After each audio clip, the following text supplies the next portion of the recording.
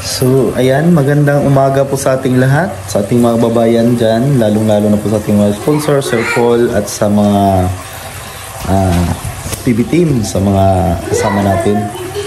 Ayan, magandang araw po sa inyong lahat. At pasensya na po kayo mga babayan kung gabing-gabi na po tayo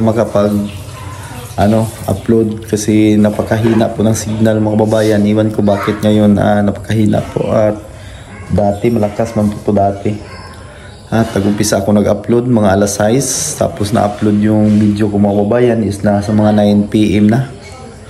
Lagpas 9 PM na po, ang tagal. Kaya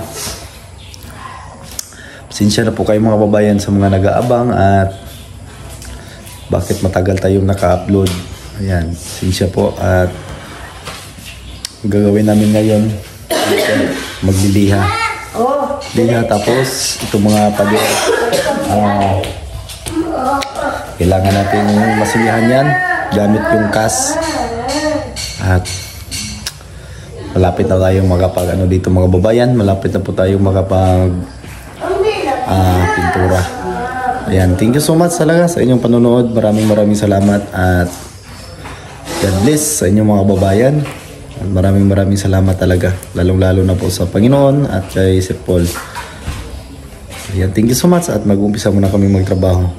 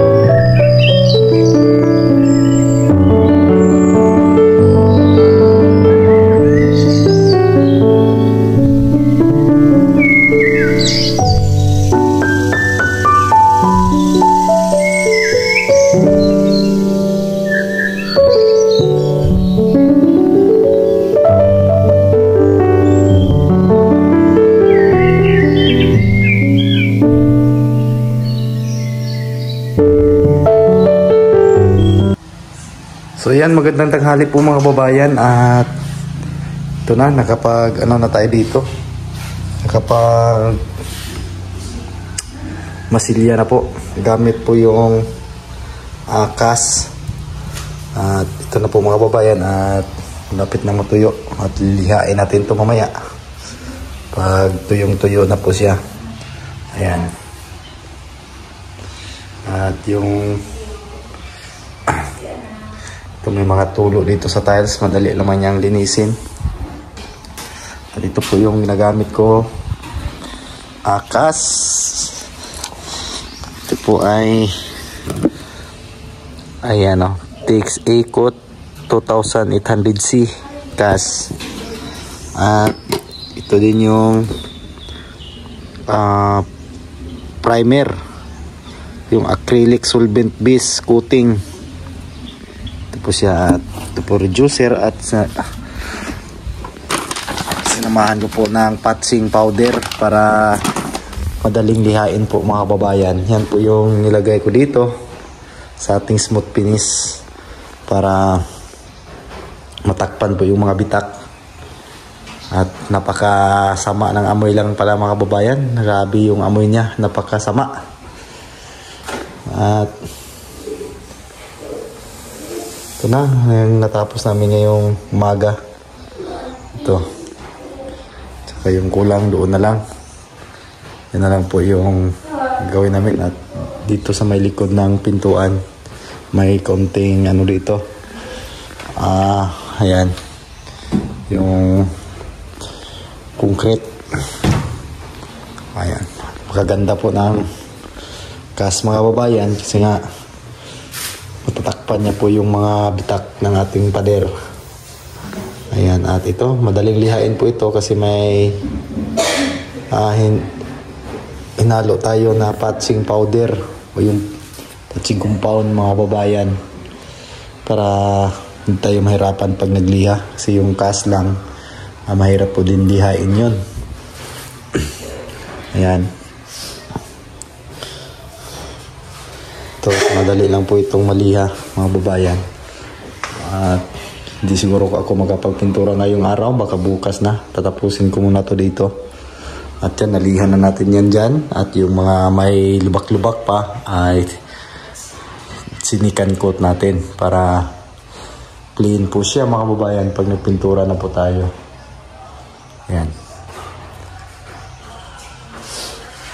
Grabe yung amoy dito. Napakasama ng amoy mga babayan. Grabe yung amoy ng acrylic. Kasi ano kasi yun, hindi kasi yun water base. Iba talaga yung mga pintura na katulad nito. Walang amoy yan. At grabe, napakatapang ng amoy. Ayan mga babayan, nasamahan niyo po kami ngayong araw sa mga gagawin namin. Ayan. Lapit na po tayo dito matapos.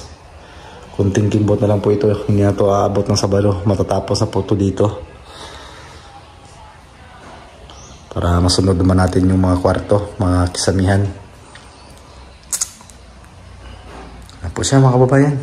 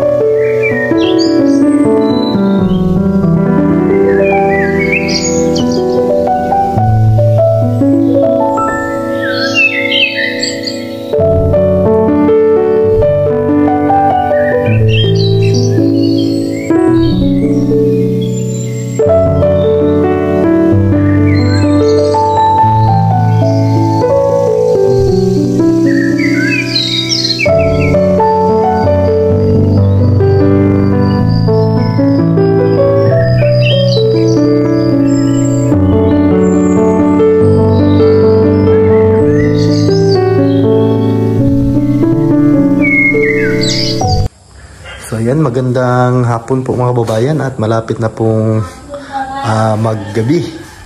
Malapit na dumilim dito. Ayan, at ito na po yung nakapaglagay na po ako ng flat latex dyan sa ating uling. Ayan, pati sa kub, kisame. Ayan, nakapag pa ko dito sa baba, hindi pa, wala pa po itong pintura. Kumbaga na mga babayan, meron din itong pintura pero nakahalo doon sa cast at saka patching compound. Ayan, yung tigas lihain. Ayan, nililiha ko muna itong mga babayan. Ayan, dito ito po yung nililiha ko dito para wala yung mga lubak-lubak. Ayan, napakatigas po lilihain. Nandito, yan, hindi pa yan finish. Isang patong pa lang ito mga babayan. Ayan. At yan yung nalagyan ng epoxy. Matagal matuyo yung pintura. Yan ito. Yan, kailangan pa natin yung balikan ng flat latex bago tayo mag-apply ng gloss. Ayan.